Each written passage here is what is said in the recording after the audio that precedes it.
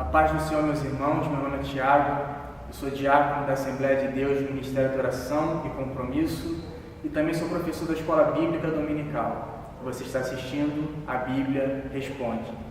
O nosso vídeo de hoje, o nosso tema é: como é o céu? Essa é a nossa pergunta do dia. Você que tem acompanhado os nossos vídeos vai saber que eu gravei 2 vídeos falando sobre como é o inferno, parte 1 e parte 2. E hoje eu senti que eu estava devendo esse vídeo, já que eu não poderia falar do inferno e deixar de falar do céu. Então vamos falar hoje sobre a luz da Bíblia. A Bíblia responde como é o céu. E nada melhor para falar do céu do que alguém que já esteve lá no céu. Eu, particularmente, eu não posso falar sobre o céu com tanta propriedade porque eu nunca fui para lá, infelizmente. Então seria muito bom se eu tivesse ido para lá, se eu tivesse já permanecido lá. Mas como eu estou aqui na Terra e você está aí na Terra assistindo esse vídeo, então vamos perguntar pela Bíblia para alguém que esteve lá no céu. E você vai me perguntar: mas Tiago, existe alguém que foi para o céu e voltou para a Terra para contar a história? Sim, existe um homem. Vamos ver isso na Bíblia, segunda carta de Paulo aos Coríntios, capítulo número 12. Diz assim no versículo 1 em diante: se é necessário que me glorie, ainda que não convém, passarei as visões e revelações do Senhor. Aqui ele fala de visões e revelações. Versículo 2: conheço um homem em Cristo que há 14 anos atrás, ele diz assim, foi arrebatado até ao terceiro céu. Se no corpo ou fora do corpo, não sei, Deus o sabe. E sei que o tal homem, se no corpo ou fora do corpo, não sei, Deus sabe, foi arrebatado ao paraíso e ouviu palavras inefáveis, as quais não é lícito ao homem referir. De tal coisa me gloriarei, não porém de mim mesmo, salvo nas minhas fraquezas. Pois se eu vier a gloriar-me, não serei nécio, porque direi a verdade. Mas abstenho-me para que ninguém se preocupe comigo mais do que em mim vê ou de mim ouve. Olha que impressionante. O apóstolo Paulo, ele vai dizer o seguinte: eu conheço um homem, e esse homem, há 14 anos atrás, ele foi arrebatado até o terceiro céu, ao paraíso, e lá ele ouviu palavras inefáveis, as quais não é lícito ao homem referir. Então, primeiramente, vamos analisar esse texto. Primeiro ele fala sobre um homem. Você vai me perguntar: mas quem é esse homem? Esse homem, se você estudar o contexto, você vai perceber que esse homem era o próprio apóstolo Paulo. Mas espera aí, ele diz assim: eu conheço um homem. Sim, e não é verdade que ele era um homem e quem conhecia ele melhor do que ele mesmo? Então ele não falou nenhuma mentira, ele disse: eu conheço um homem. Esse homem era ele mesmo. Mas me prova que era o próprio Paulo. Prova. Ele vai dizer assim, versículo 7: e para que não me ensoberbecesse com a grandeza das revelações, foi-me posto um espinho na carne. Ele vai dizer o seguinte: por causa das revelações que ele recebeu, ele também receberia um espinho na carne, para ele não se ensoberbecer, não se exaltar a si mesmo. Então eu entendo que as visões foram para ele, as revelações foram para ele. Por esse versículo deixa claro: esse homem era ele mesmo. Ele não falou diretamente por pura humildade. Ele nem queria contar essa história. Ele esperou 14 anos para contar essa história. Falou: conheço um homem 14 anos atrás. E aí, o interessante é que ele só contou essa história porque ele estava sendo questionado. Estavam dizendo: Paulo não é um apóstolo de verdade, ele é um falso apóstolo. Ele não estava com Jesus, ele não era um dos 12. Então ele foi colocado, seu apostolado foi colocado em xeque. Aí ele vai dizer assim: olha, eu não quero me gloriar. Versículo 1: não me convém, mas se é necessário que eu me glorie, ainda que não convém, passarei as visões e revelações do Senhor. Então ele se sentiu meio obrigado, ele não queria falar, e por 14 anos ele guardou silêncio. Mas quando colocaram ele em xeque, colocaram ele contra a parede, aí ele teve que contar a visão que ele teve. E só depois de 14 anos, meio que à força, ele contou. Mas o fato é, Paulo foi até o terceiro céu. Por que três céus? O primeiro céu é o céu atmosférico, onde ficam as nuvens. Quando você olha para o céu, você vê esse céu atmosférico. O segundo céu é o céu estelar, né? Onde ficam as constelações, os planetas, os meteoros, enfim, os corpos celestes. E o terceiro céu, acima desse céu, é um céu invisível, que o homem não consegue enxergar. E ali, versículo 4, foi arrebatado ao paraíso. Então, o terceiro céu é o paraíso de Deus, onde Deus está, onde está o trono de Deus. Não existe nada acima do terceiro céu, que é onde está Deus. Então, esses são os três céus. O céu que a Bíblia menciona, né, para a nossa salvação, é esse terceiro céu. Aí Paulo vai dizer o seguinte: eu estive lá, e as coisas que eu ouvi eram coisas inefáveis. Inefável, na nossa língua, seria algo como se fosse infalável. Só que não existe a palavra infalável, né? Então a palavra é inefável, ou seja, é algo que não dá para explicar com palavras. É algo tão tremendo, tão extraordinário, que não dá nem para explicar. E não é nem lícito, não é nem correto falar sobre as coisas que ele tinha visto e ouvido lá no céu. Ele fala assim: o homem natural não pode ouvir essas coisas. Eu só estou contando isso para provar que ele era apóstolo chamado por Jesus. Então, vamos ver o que esse homem que conheceu o céu, o que ele fala sobre o céu. Filipenses capítulo 1, versículo 21. O mesmo Paulo ele vai escrever o seguinte: porquanto para mim o viver é Cristo e o morrer é lucro. Olha o que ele fala. Alguém que foi para o céu, viu o céu, andou no céu, ele nem sabia como, eu não sei nem se foi no corpo ou fora do corpo, mas eu sei que aconteceu. Viu o céu, ouviu palavras lá no céu e voltou para a terra.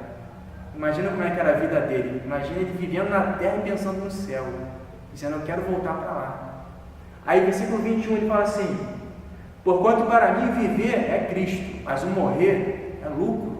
Ele está dizendo assim: se eu morrer, eu estou no lucro, porque eu vou para o céu. Versículo 22: entretanto, se o viver na carne traz fruto para o meu trabalho, já não sei o que hei de escolher. Aqui ele fica indeciso. Ele diz o seguinte: para mim, eu preferia morrer, porque se eu morrer, eu vou para o céu. Agora, se eu morrer, quem é que vai pregar no meu lugar? Quem é que vai escrever as epístolas que eu escrevo? Quem é que vai doutrinar a igreja? Aí ele ficou indeciso, fala assim: o meu trabalho eu preciso fazer aqui na terra. Vocês precisam de mim aqui na terra. A igreja precisa de mim aqui na terra. Mas eu queria ir para o céu. Aí ele fala assim: ficou indeciso. Versículo 23. Ora, de um e outro lado estou constrangido, tendo o desejo de partir e estar com Cristo, o que é incomparavelmente melhor. Não sou eu que estou dizendo isso, é o apóstolo Paulo. O homem que foi para o céu e voltou falou assim: para mim é incomparavelmente melhor lá do que aqui. Você não pode dizer se lá é melhor ou se não é, porque você nunca esteve lá, você só esteve aqui. Eu também não, mas ele podia. Ele esteve lá e esteve aqui. Ele podia fazer a comparação: onde é melhor, lá em cima ou aqui embaixo? Para eles não tem nem comparação. Lá é incomparavelmente melhor. Versículo 24: mas por vossa causa, por culpa de vocês, é mais necessário eu permanecer na carne. Porque se eu morrer, ele está dizendo: vocês vão ficar sem mim. E a igreja estava sendo doutrinada por ele. Aí fala assim: eu não queria ficar na terra, mas na terra eu vou evangelizar, eu vou ganhar almas, eu vou doutrinar a igreja. Então, ele queria, para mim é melhor morrer e estar com Cristo, mas se para viver na carne eu vou trazer mais fruto, então que seja. Por vossa causa é mais necessário permanecer na carne. Convencido disso, estou certo de que ficarei e permanecerei com todos vós para o vosso progresso e gozo na fé. Então, nas palavras de Paulo, lá no céu é infinitamente melhor. Deixa eu falar um pouco sobre isso aqui. Porque existe dentro de nós, dentro de cada um de nós, existe um desejo. Existe algo que eu não sei nem explicar com palavras. Todos nós sentimos isso. Você sente isso. Eu sinto isso. Um desejo por algo que faça sentido, por algo significativo. Todos nós, sem exceção, desejamos isso. E nós não sabemos o que é isso. Aí você fala assim: mas eu queria tanto comprar o carro do meu sonho. Eu queria uma Ferrari. Eu queria um Lamborghini, um Mercedes-Benz. eu queria o carro de luxo. E você pensa assim, quando eu tiver esse carro, eu vou ser feliz. Aí você luta, você trabalha, você faz de tudo. Aí enfim, vamos dizer que você consegue o carro que você tanto queria. Você está dirigindo o carro que você tanto quis a vida inteira e você diz, não era isso. Eu achei que eu ia ser feliz com esse carro, mas está faltando alguma coisa. Aí você vai dizer, não, então eu quero ter a melhor casa do mundo, a melhor mansão. Você pensa, quando eu tiver essa casa, eu vou ser feliz. E você consegue comprar a casa e diz, ainda não era isso. Está faltando alguma coisa. E você pensa, não, eu quero fazer uma viagem para a Europa, para a França, para a Itália, sei lá, para onde você quiser ir. E você fala, quando eu fizer essa viagem, der a volta ao mundo, eu vou ser feliz. E você consegue isso e você diz, ainda não era isso. Então, por mais que você vá de um lugar para outro, de um desejo para outro, você sempre vai dizer, não era isso que eu queria ainda. Tem alguma coisa dentro de mim que nada nessa terra consegue satisfazer. E você vai atrás de uma coisa, vai atrás de outra, e nada te satisfaz como você queria. Porque o que você quer, na verdade, não é algo que um carro possa te dar, uma casa, uma viagem, realizar um sonho que você tem. Esse algo que existe dentro de você é um desejo por algo que você não conhece, é um desejo pelo céu.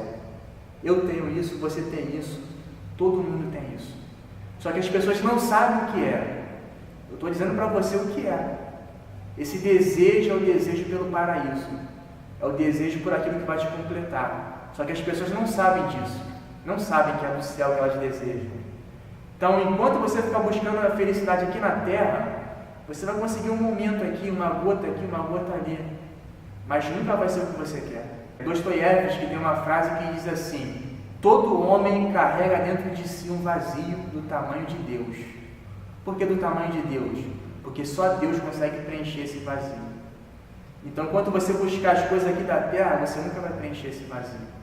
Porque só a presença de Deus vai preencher isso. E a presença de Deus vai ser perfeita. É na glória, no paraíso, é no céu. Então, nós estamos aguardando isso com uma grande vontade. E muitas das vezes você nem sabe que tem essa vontade, que tem esse desejo pelo céu. Mas esse desejo que você tem dentro de você, que nada nesse mundo satisfaz, a única explicação lógica é, você não foi feito para esse mundo, você foi feito para um outro mundo. Você foi feito para estar na presença de Deus, na glória, no paraíso de Deus. Vamos ver um texto que Jesus fala. João capítulo 14, diz assim, Jesus falou, não se turbe o vosso coração, credes em Deus, crede também em mim. Na casa de meu pai há muitas moradas, se assim não fora, eu vos teria dito, pois vou preparar-vos lugar. E quando eu for e vos preparar lugar, voltarei e vos receberei para mim mesmo, para que onde eu estou, estejais vós também. Olha o que Jesus falou, eu estou preparando aqui muitas moradas. Na casa de meu pai há muitas moradas. E ele vai dizer assim, eu estou preparando para vocês uma morada lá. Então o céu, Jesus disse que está preparando uma casa para nós lá, as mansões celestiais. E é um pouco complicado falar sobre como é o céu, porque Paulo vai dizer que ele esteve lá, há 14 anos antes dessa experiência, né, que ele conta para os coríntios. E o que a Bíblia nos fala sobre o céu é realmente extraordinário, realmente excelente, mas é difícil da gente conseguir compreender totalmente. Eu vou dar aqui alguns textos bíblicos que vão trazer uma descrição de como é o céu. É o tema do nosso vídeo, como é o céu. Apocalipse 21, João fala assim, vi um novo céu e nova terra, pois o primeiro céu e a primeira terra passaram e o mar já não existe.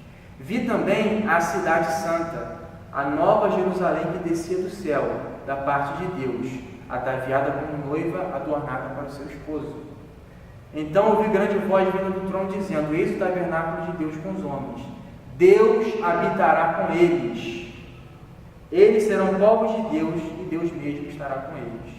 E lhes enxugará dos olhos toda lágrima, e a morte já não existirá. Já não haverá luto, nem pranto, nem dor, porque as primeiras coisas passaram. Então, como é o céu? Eu posso dizer como não vai ser o céu. O céu não vai existir lágrimas. Versículo 4. Lhes enxugará dos olhos toda lágrima. Não vai existir lágrima. Ou seja, ninguém nunca vai chorar no céu. Se ninguém vai chorar, ninguém vai sentir tristeza. No céu não vai existir depressão. Olha o que ele fala assim: a morte já não existirá, ninguém nunca mais vai morrer. Já não haverá luto, nem pranto, nem dor, ninguém nunca mais vai sentir dor. Então, se você pensa, poxa, eu não estou aguentando a dor que eu estou sentindo agora, nunca mais você vai sentir no céu. Não vai ter dor, não vai ter luto, não vai ter pranto, não vai ter choro, vai ser só a perfeição. Aí você vai pensar assim, mas poxa, será que no céu, será que eu vou ficar entediado lá? Como é que vai ser o céu? Eu não sei como é que é. A Bíblia vai dizer que ninguém vai ficar entediado no céu. Ninguém vai sentir depressão no céu. No céu não vai existir crise existencial. No céu só vai existir felicidade, alegria, amor. E vai dizer o seguinte: eis o tabernáculo de Deus com os homens. Deus habitará com eles. Então no céu, você vai olhar para a cara de Deus face a face. Deus vai morar com você. Você vai olhar para Ele, você vai perguntar para Ele, Ele vai te responder. Você vai ter uma comunhão que você nunca teve com Deus. Vai dizer que a cidade celestial, a Nova Jerusalém, desce do céu. Isso aqui é o cumprimento da oração do Pai Nosso. Venha a nós o teu reino. Aqui se cumpre. O reino de Deus descendo. Deixa o céu descer, né? Como diz já um louvor. Então o céu vai descer. A Nova Jerusalém que desce do céu. Então acredita-se que ela vai ficar num lugar intermediário entre a terra e o céu. Seria uma espécie de cidade flutuante, né? A cidade que vem do céu, o reino dos céus descendo do céu para nós. Apocalipse capítulo 21. Aí vai dizer o seguinte: como é que vai ser essa cidade que vai ser o nosso destino final? Essa Jerusalém celestial, o reino dos céus. Diz assim, no versículo 12, a cidade tinha uma grande e alta muralha, 12 portas, e junto às portas 12 anjos, e sobre elas nomes inscritos que são os nomes das 12 tribos dos filhos de Israel. Então a cidade era cercada por uma muralha, e essa muralha tem 12 portas, e em cada porta tem o nome de uma das 12 tribos de Israel. Versículo 14: a muralha da cidade tinha 12 fundamentos, e estavam sobre estes os 12 nomes dos 12 apóstolos do Cordeiro. Aqui é interessante porque os 12 nomes das 12 tribos representam todos os crentes do Antigo Testamento, as 12 tribos de Israel. E esses 12 fundamentos, o nome dos 12 apóstolos, representam os crentes do Novo Testamento. Então você tem os crentes do Antigo Testamento, as 12 tribos, e os crentes do Novo Testamento, os 12 apóstolos. Significa o quê? Que todos que viveram antes de Jesus e depois de Jesus, mas que esperavam em Cristo a salvação no Messias, eles vão ser salvos e vão se encontrar lá no céu. Aí olha como é que vai ser essa cidade, versículo 16. A cidade é quadrangular, de comprimento e largura iguais, um quadrado perfeito. E mediu a cidade com a vara até 12.000 estádios. Seu comprimento, largura e altura são iguais. Na verdade, ela é um cubo perfeito. Todas as medidas são exatamente iguais. E esses 12.000 estádios, isso aqui é maior do que muitos países. Essa cidade ela é enorme, ela é gigantesca. Ela é de uma dimensão extraordinária. Não vai faltar espaço para a gente lá no céu. Vai dizer o seguinte: como é que era essa muralha? Versículo 19: os fundamentos da muralha da cidade estão adornados de toda espécie de pedras preciosas. Então, são 12 fundamentos de pedras preciosas. O primeiro fundamento é de jaspe, o segundo de safira, o terceiro de calcedônia, o quarto de esmeralda, o quinto de sardônio, o sexto de sárdio, o sétimo de crisólito, o oitavo de berilo, o nono de topázio, o 10º de crisópraso, o 1/10 de jacinto e o 12º de ametista. Então, se você me perguntar, Tiago, como é o céu? Por essa descrição aqui podemos dizer, é um lugar extraordinariamente lindo. Imagine uma muralha com 12 fundamentos de pedras preciosas. Não é tijolo, não é cimento, é pedra preciosa. Então é uma muralha maravilhosamente linda. Vai dizer a Bíblia, no versículo 21, as 12 portas são de 12 pérolas, e cada uma dessas portas de uma só pérola. A praça da cidade é de ouro puro, como vidro transparente. Então o que eu posso dizer é o seguinte: a cidade é linda, o céu é maravilhosamente lindo, cheio de pedras preciosas, a praça é feita de ouro. O ouro que as pessoas se matam para conseguir, lá no céu a gente vai pisar nesse ouro. A gente vai pisar no chão feito de ouro. E vai dizer a Bíblia, versículo 23, a cidade não precisa nem do sol nem da lua para lhe darem claridade, pois a glória de Deus a iluminou e o cordeiro é sua lâmpada. Então o sol vai ser inútil, ninguém vai precisar do sol, porque Deus vai ser a luz da cidade. 24, as nações andarão mediante a sua luz e os reis da terra lhe trazem a sua glória. As suas portas nunca jamais se fecharão de dia, porque nela não haverá noite. Então não vai existir mais escuridão, não vai existir mais noite. Vai ser luz o tempo inteiro, dia o tempo inteiro. Versículo 27 diz assim, nela nunca jamais penetrará coisa alguma contaminada, nem o que pratica abominação e mentira, mas somente os inscritos no livro da vida do Cordeiro. Então, no céu não vai ter assassinato, não vai ter mentira, nada disso vai entrar no céu. Para fechar, 22, capítulo 22, então me mostrou o rio da água da vida, brilhante como um cristal que sai do trono de Deus e do Cordeiro. No meio da sua praça, na praça da cidade, de uma outra margem do rio está a árvore da vida, que produz 12 frutos, dando seu fruto de mês em mês, e as folhas da árvore são para a cura dos povos. Então ninguém vai ficar doente, porque essa árvore ela tem o poder de curar. Os frutos vão trazer vida, ninguém vai morrer nunca mais. Então vai ter árvore, vai ter fruto, vai ter um rio de água cristalina, água da vida. Vai ter, versículo 3, nunca mais haverá qualquer maldição, nela estará o trono de Deus e do Cordeiro, seus servos servirão, contemplarão a sua face, e na sua fronte está o nome dele. Então já não haverá noite, nem precisam eles da luz da candeia, nem da luz do sol, porque o Senhor Deus brilhará sobre eles e reinarão pelos séculos dos séculos. Isso é só para você ter uma ideia de como é o céu. Eu não posso ir muito além disso daqui. Nós sabemos que lá é incomparavelmente melhor do que aqui na terra. Lá vai ter a presença de Deus. Lá não vai ter tristeza, não vai ter depressão, não vai ter angústia, não vai ter nenhum sentimento ruim. Só sentimentos bons. Vamos passar a eternidade com Deus, vamos ser felizes para sempre. Aí algumas pessoas vão dizer assim, mas Tiago, será que o céu não vai ser um lugar chato? Tem gente que pensa, poxa, o céu vai ser todo mundo de camisola branca tocando harpa e cantando. Tem gente que pensa que o céu vai ser uma chatice lá. Tem gente que fala isso. Só que essas pessoas, elas caem num grande erro. Por quê? Elas interpretam literalmente algo que é figurado. Vamos ver isso na Bíblia? Capítulo 4 do Apocalipse fala assim, lá no versículo 6. Adiante do trono, um como que mar de vidro, semelhante ao cristal. E também do meio do trono e à volta do trono, 4 seres viventes cheios de olhos diante e por detrás. O primeiro ser vivente é semelhante a leão. Semelhante a leão. O segundo é semelhante a novilho, ou bezerro, ou boi. Então, o leão, o boi. O terceiro tem rosto como de homem, então homem. E o quarto ser vivente semelhante à águia quando está voando. Leão, boi, homem e águia.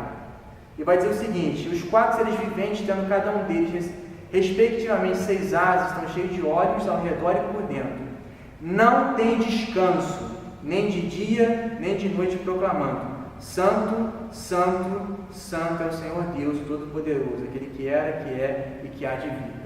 Baseado nisso, algumas pessoas vão dizer o seguinte: no céu ninguém faz nada, só fica dizendo Santo, Santo, Santo é o Senhor. Santo, Santo, e nunca termina, como se fossem robôs.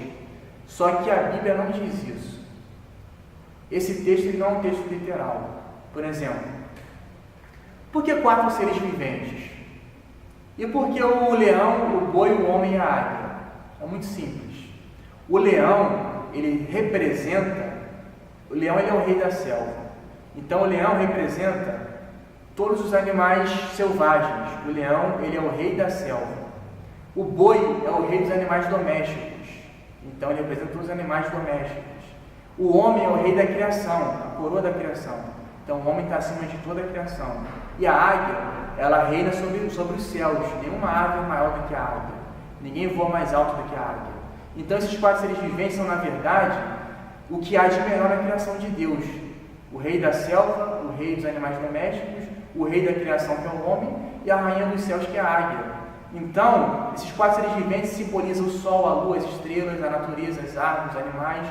o mundo inteiro. E quando diz que eles não param de glorificar a Deus, significa o seguinte: toda a criação glorifica a Deus. Salmo 19 vai dizer o seguinte, que o sol, a lua e as estrelas glorificam a Deus.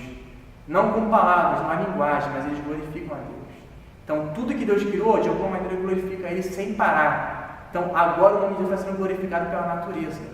É esse o significado. Isso não significa que vai ficar santo, santo, santo, santo, santo, 15 minutos depois, santo, santo, santo, santo, santo, e nunca vai parar. Deus nunca quis isso. Então, isso é um texto figurado. O céu não vai ser assim. O céu vai ter muita coisa boa. O fato é, ninguém vai ficar deprimido, ninguém vai ficar entediado no céu. Isso basicamente encerra nossa aula de hoje, nosso assunto de hoje, nosso vídeo de hoje, sobre como é o céu. Então, qualquer dúvida, qualquer pergunta, lembre-se sempre, a Bíblia responde.